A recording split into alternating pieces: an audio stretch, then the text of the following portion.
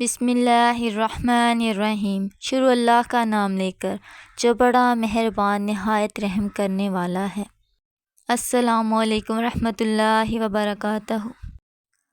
حضرت عائشہ رضی اللہ تعالیٰ عنہا کہتی ہیں کہ ایک آدمی نے اندر آنے کی اجازت مانگی۔ میں آپ کے پاس تھی۔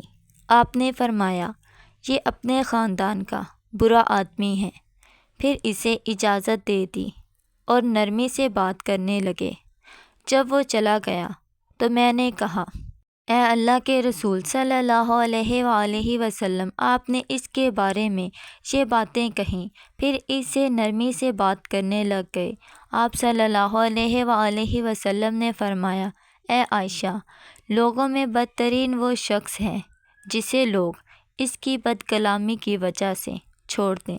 حضرت عبداللہ بن مسعود رضی اللہ تعالیٰ عنہ سے مروی ہے، انہوں نے کہا کہ جب تم میں سے کوئی شخص مانگنا چاہے تو اللہ کی حمد و ثنا سے ابتدا کرے، پھر نبی صلی اللہ علیہ وآلہ وسلم پر درود پڑھے، پھر اس کے بعد مانگے، یہ کامیابی کے لیے زیادہ مناسب ہے۔ حضرت عبداللہ بن عمر رضی اللہ تعالیٰ عنہ سے مروی ہے، انہوں نے کہا کہ ایک آدمی نبی صلی اللہ علیہ وآلہ وسلم کے پاس آیا اور کہا، اے اللہ کے رسول، کون سا شخص اللہ کو زیادہ محبوب ہے اور کون سا عمل اللہ کو زیادہ پسند ہے؟ رسول صلی اللہ علیہ وآلہ وسلم نے فرمایا، لوگوں میں سب سے زیادہ محبوب اللہ کے ہاں وہ شخص ہے جو لوگوں کو سب سے زیادہ نفع دینے والا ہے، اور اللہ کو سب سے زیادہ پسند عمل وہ خوشی ہے جو مسلمان کسی دوسرے مسلمان کو دے، یا اس سے مصیبت دور کرے، یا اس کا قرض ادا کرے، یا اس کی بھوک ختم کرے۔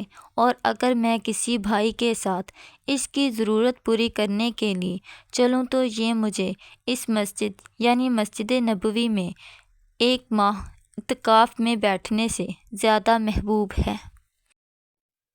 جس شخص نے اپنا غصہ روکا، اللہ تعالیٰ اس کے عیبوں پر پردہ ڈال دے گا۔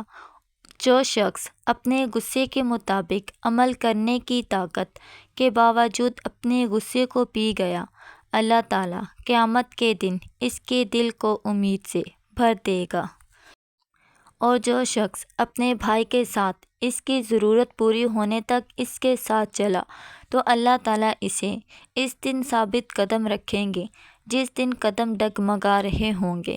اور یقیناً بد اخلاقی عمل کو خراب کر دیتی ہے، جس طرح سرکہ شہد کو خراب کر دیتا ہے۔